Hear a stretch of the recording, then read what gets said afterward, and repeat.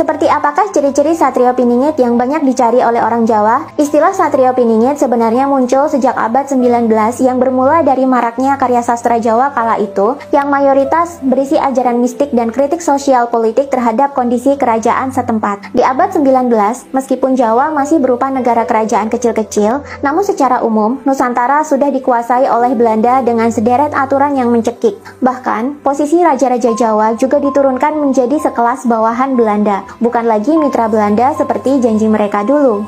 Kondisi inilah yang membuat rakyat yang tidak bisa melawan akhirnya menginginkan sosok seorang Satrio Piningit, di mana ini adalah sosok pemimpin yang mampu membebaskan tanah Jawa dari kesengsaraan, yang mampu membawa mereka lepas dari zaman kala bendu atau zaman kegelapan menuju ke zaman kala suba atau zaman keemasan.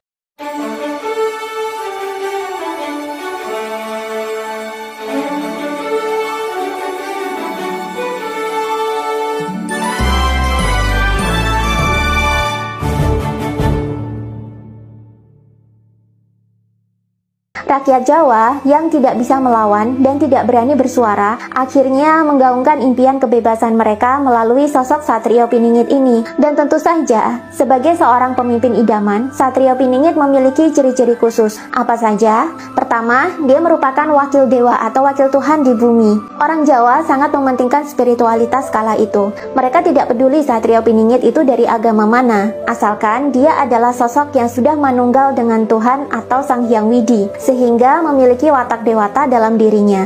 Yang kedua, dekat dengan rakyat. Yang ketiga, bisa jadi Satrio Piningit bukanlah dari golongan bangsawan. Pada dasarnya, suksesi sistem pemerintahan di Jawa kala itu berdasarkan garis keturunan. Seorang raja akan digantikan oleh anak atau cucunya kelak. Namun, karena kondisi raja-raja Jawa kala itu yang sangat lemah, maka rakyat kerap mendapatkan kekecewaan dari sistem ini. Raja yang di mata rakyat seharusnya berdaulat penuh, kenyataannya malah menjadi bawahan Belanda dan tidak berkutik ketika Belanda menerapkan kebijakan-kebijakan yang menyengsarakan rakyat. Malah muncul kesan para raja sudah menjadi boneka Belanda saja. Karena kekecewaan inilah muncul harapan bahwa pemimpin selanjutnya tidak usah berasal dari golongan istana atau bangsawan saja. Bisa jadi dia berasal dari rakyat jelata. Yang penting orang tersebut bisa memahami kondisi rakyat dan mau berjuang secara independen mengentaskan kesengsaraan rakyat. Tiga ciri inilah yang menjadi kriteria utama seorang Satrio Piningit, hingga sosok Satrio Piningit pertama disematkan kepada Bung Karno. Untuk seterusnya, sosok Satrio Piningit ini terus dicari oleh orang-orang Jawa demi mengentaskan kondisi mereka yang belum mapan. Dan mungkin pencarian Satrio Piningit ini tidak akan berhenti sebelum Indonesia mendapatkan zaman keemasannya. Seperti dulu, Majapahit atau Sriwijaya mendapatkan zaman keemasan mereka juga. Kalau kalian mau tahu ciri-ciri Satrio Piningit selengkapnya, kalian bisa baca sendiri di buku Satrio Piningit ini ya.